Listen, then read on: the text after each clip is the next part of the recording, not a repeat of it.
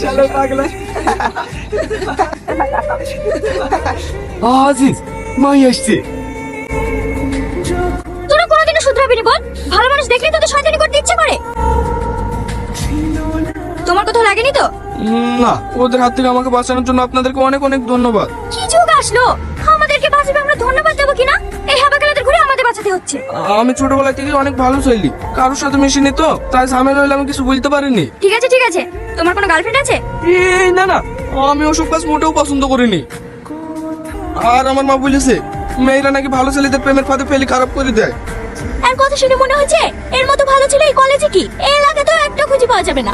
ভালো না চাই, ভালো হওয়া ভালো, কিন্তু অত ভালো হওয়া ভালো লোকে মেরে চলে যাবে আর বসে চুপচাপ মার খাবে। তুই ঠিকই বলেছিস, এর সাথে কথা বলা মানে ফালতু সময় নষ্ট করা। চ। আচ্ছা, তোমার মনে কি ফিলিংস বলে কোনো জিনিসই নাই? কি রে, তোকে তো আগে কখনো আনমনায় থাকতে দেখিনি। কি ব্যাপার, কাউকে পছন্দ টছন্দ হলো নাকি? জানিনি, কিন্তু একটা মেয়েকে দেখে মনের ভেতর কেমন জানি করছে। কেমন দেখতে মেয়েটা? একদম সাউথের হিরোইনের মতো। নাম কি মেয়েটার? জানিনি। শাহিন, আমাকে কি ওই মেয়েটা প্রেম করবে? করবে না কেন, 100 বার করবে। ও কি আর নানি শুধু করবে? কিন্তু আমি যখন নানিকে প্রেম করব না। আমি কোন নানির সাথে প্রেম করা লাগি কথা বলছি? আমি তো কথা বললাম। এই ভাই বল না, ও আমাকে পছন্দ করবে তো? বারবার একই কথা, পছন্দ করবে না কেন? এরকম একটা নায়ক চেহারা, কিন্তু একটা জিনিসের অভাব আছে। কিসের অভাব? তোর ড্রেস আপের। চ। কোথায় যাবো? কোথায় আবার? এটাকে প্রপোজ করতে। এখন? হ্যাঁ, শুভ কাজে বা দেরি করতে হয় নাকি?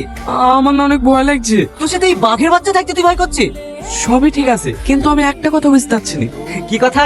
তুই একটা মানুষ হয়ে এত সাহসী হলি কিভাবে? আজকে তোর কথা শুনে বুঝতে পারলাম তুই মানুষ প্রজাতির না।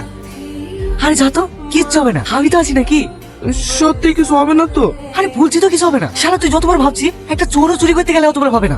শালা চোর খাওয়ার ভিডিও সোশ্যাল মিডিয়াতে পোস্ট করে দিলে চাপি হবে না। এই গোলাপটা তোমার জন্য। শালা করিছে কি রে? চাচি আমাকে ফোন করেছিল, তাড়াতাড়ি তোকে বাড়ি যেতে বললো।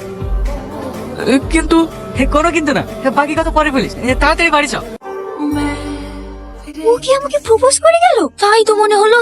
একটু আগে যে হাবাকালার মুখ দিয়ে কথা বেরেছিল না, সে তোকে প্রপোজ করে গেল। ব্যাপারটা আমার ঠিক মনে হলো না। আমারও এরকম সুযোগ তুই কিন্তু আর দ্বিতীয়বার পাবিনি। মানে তুই কি আমাকে ওর সাথে প্রেম করতে বলছিস?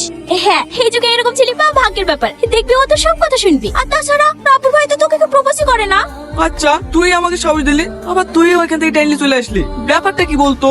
আমরা যখন থেকে যেহেতু বাড়ি ফিরে এসেছি, ওইটা মনে কেন? তুই যাকে প্রপোজ করেছিলি সে হলো এলাকার নাম্বার মস্তানের মেয়ে মাহি।